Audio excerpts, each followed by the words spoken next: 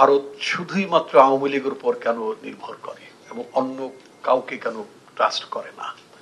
এক্ষেত্রে আমাদের সাংবাদিকদের মধ্যে থেকে কেউ কেউ প্রাইভেটলি, মানে যখন আমার আলাপ আলোচনা হতো তখন তারা বলতেন যে আসলে Bharat kind of security threat feel করে অন্য সরকারের সাথে, এবং আওয়ামী লীগ তার সিকিউরিটি ইস্যুস গুলো অ্যাড্রেস করেছে। কি যেখানে মানে অনুপ চেটিয়া বা এই জাতীয় যারা ছিলেন, ইনসার্জেন্ট ছিলেন, তাদেরকে তারা রেসিস্ট করেছেন, তাদের হাতে তুলে দিয়েছেন, ইত্যাদি ইত্যাদি। আমার কথা হচ্ছে যে ভারতের নিজেদের সভরেন্টি বা তাদের নিরাপত্তার ব্যাপারে বাংলাদেশে আমরা যারাই ক্ষমতায় ছিলাম বা ক্ষমতায় আছি বা ক্ষমতায় যাব, আমাদের কারোরই তার মানে সিকিউরিটি থ্রেট সৃষ্টি করার কোনো কারণ নেই, লক্ষ্য নেই, উদ্দেশ্য নেই। কিন্তু এট দ্য সেম টাইম আমার তো শান্তিপূর্ণভাবে বসবাসের অধিকার আছে। আমি আমার সার্বভৌমত্ব বজায় রেখে, আমার স্বাধীনতা অক্ষুণ্ণ রেখে আমি চলতে চাই। তাহলে শুধুই মাত্র আওয়ামী লীগের উপর তার নির্ভরতা কেন? কারণ আওয়ামী লীগ, আমি আগেও বলেছিলাম যে আওয়ামী লীগ সব দিয়ে দিতে পারে, সব দিয়ে দেয়। অন্য কোন রাজনৈতিক দল তারা শুধু মিউচুয়াল রেসপেক্টের নীতিটা ফলো করে। আমি তো আমার পারস্পরিক স্বার্থ, আমার পারস্পরিক নিরাপত্তার বিষয়টা বিবেচনা করব। ভারতের বহুত ইন্টেলেকচুয়াল আছেন, তারা লেখালেখি করেন বিএনপিকে, আমি যেহেতু আমি একটু পার্টি রিপ্রেজেন্ট করি, আমার দল সম্পর্কে বলে যে বিএনপি ভারতের জন্য এনিমি পার্টি, বিএনপিকে তারা ট্রাস্ট করে না।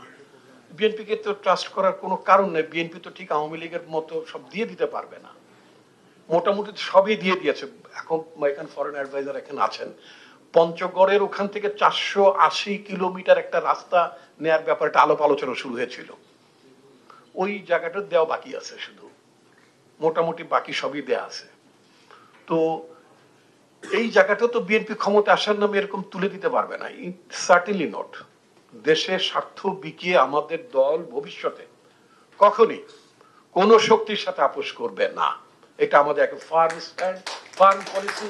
যারা এখন তরুণ ছাত্র ছাত্রী যারা আছেন, তাদের কাছে আমার দলের তরফ থেকে, আমার পার্টির অ্যাক্টিং চেয়ারম্যান জনাব তারেক রহমানের তরফ থেকে আমি আপনাদেরকে আশ্বস্ত করতে চাই, আমাদের দল জাতীয় স্বার্থে ন্যূনতম কোনো বিষয় কম্প্রোমাইজ করবে না।